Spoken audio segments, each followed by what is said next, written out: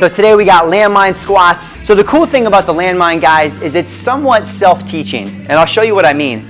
So first off, when it comes to landmine squats in your hand position, you can go with an alternating hand grip if you need to, because obviously the last thing we want is that bar coming down smacking your pretty face. I'm personally a fan, as long as your hands aren't getting too sweaty, of making that little cradle with your hands and then wrapping around. It keeps it even on the shoulders. Otherwise, personally, I start to feel a little bit in one shoulder more than the other, and I want to keep that weight centered as I go. Much like our kettlebell goblet squats, front loaded, so there's a ton of core activation here to keep us upright. We're resisting that flexion in the spine, so all those spinal erectors, everything on the backside, posterior chain, really fired up here. And what I mean by saying that the goblet squat is somewhat self-teaching is that it somewhat forces you to really lead with the hips, okay? So let's go ahead, boom, we talked about hand grip, making sure hands are nice and solid around there. And then for me, I like to keep that actually right against the collarbone. If you have it out here out in front, it's gonna end up be fatiguing on the shoulders, I find, even in the thoracic spine, but keep those hands glued to that collarbone, great place to start. Now, figuring out and feeling out your foot position is gonna be kind of the key to getting this exercise down. And you guys can even see, even in the video of my reps as I've been going through the workout, playing with my position a little bit every set. It's been a little while since I've done it, so I'm kind of trying to groove that sweet spot again. All right, so the further out my feet are, the more I'm gonna be leaning into the bar. And I also don't wanna be totally underneath, because as I sit back, you're gonna pull that bar out of the landmine chute.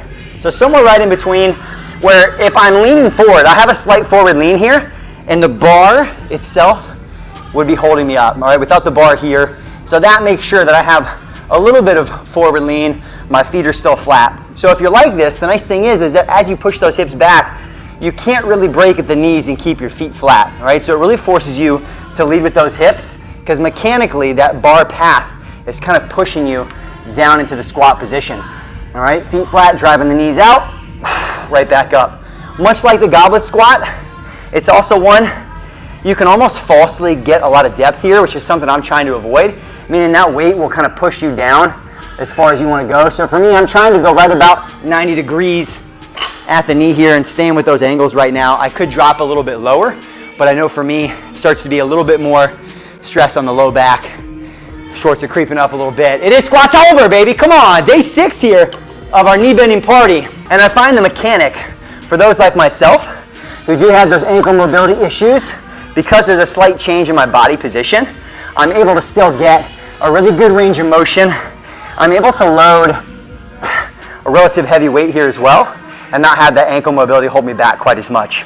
Other thing I want to point out here is just elbow position. Much like our kettlebell goblet squats, a lot of it's generating tension in the entire upper body and the torso.